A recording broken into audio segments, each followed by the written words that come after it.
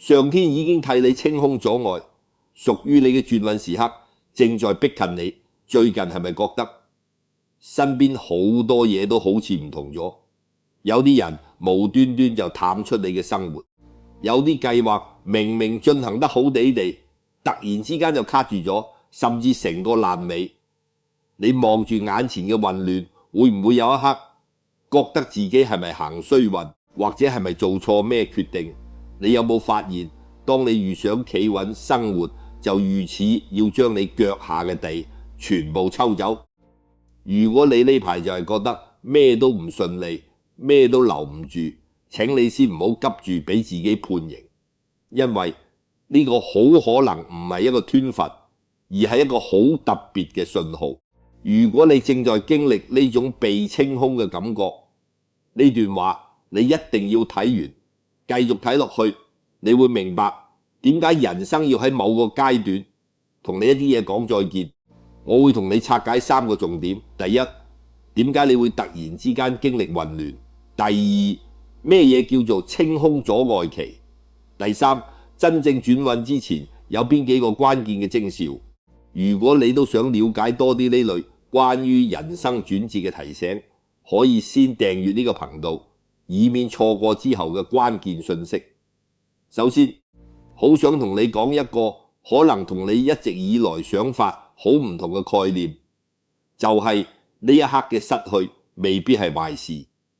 我哋成日都習慣將得到當成好運，將失去當成不幸，但你有冇諗過，有啲嘢嘅離開其實係因為佢嘅存在價值已經完結。就好似你細個嗰件最中意嘅衫，你而家仲會唔會因為着唔落而唔開心？唔會，因為你大咗，你需要嘅嘢唔同咗。人生都係一樣，當你嘅內在要升級，你嘅生命要進入下一個階段，你嘅外在環境同人際關係就必定要經歷一次大洗牌。嗰啲唔再適合你嘅人會慢慢疏遠，嗰啲冇辦法帶你去新階段嘅工作或習慣會一個一個被拆走。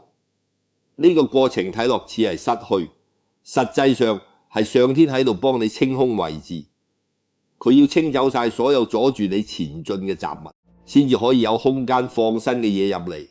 如果你最近都有人離開，或者有啲重要嘅事情完結咗嘅感覺，可以喺度留言正在清空。咁跟住落嚟就係第二個重點，點解清空嘅過程會咁混亂？想象一下，你間屋要重新裝修，首先要做嘅一定係將所有舊嘅家俬雜物搬走。成間屋會有一段時間係最混亂、最唔見得人嘅，灰塵滿天飛，電線周圍都係。嗰陣時嘅你會唔會覺得間屋玩完，定係會覺得呢個只係多向新環境必經嘅陣痛？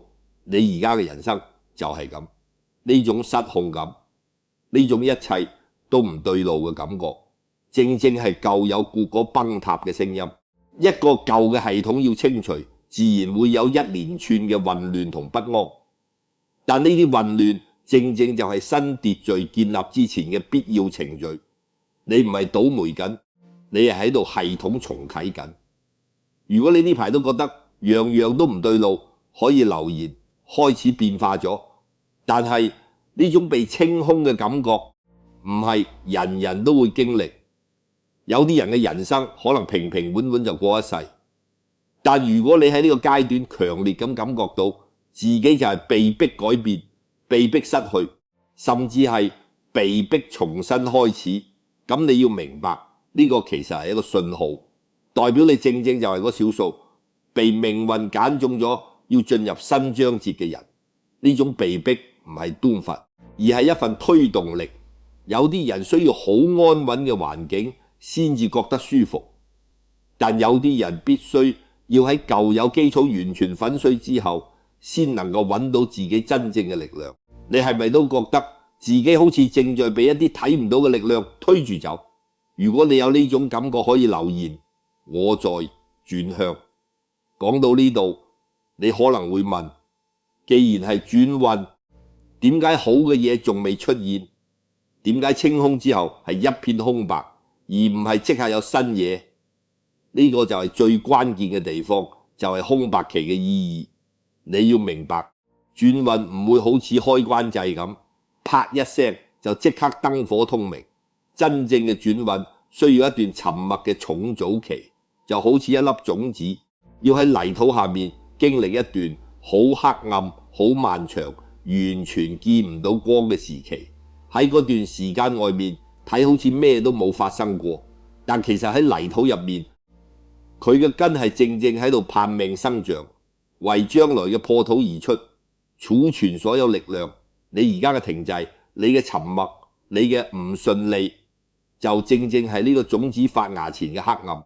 呢個唔係壞事，呢個係必經嘅過程。所以請你容許自己有一啲時間停喺呢個空白期入面，唔使急，唔使驚，因為呢一刻嘅冇進展就係最好嘅進展。總括嚟講，你而家所感受到嘅一切阻礙同失去，其實都係上天幫你清空舊有包袱嘅過程。你並唔係行緊衰運，而係正正處於命運轉折前最重要嘅最後階段。好快你就會明白，呢段時間所有嘅被迫失去，都係為將來更適合你嘅人事物鋪出一條更寬敞嘅路。如果你想繼續了解多啲關於轉運真正開始嘅信號同徵兆，可以訂閱呢個頻道。好多改變都唔係突然之間發生嘅，而係喺你冇為意嘅時候早就開始咗。而你而家知道咗，就好好準備迎接佢。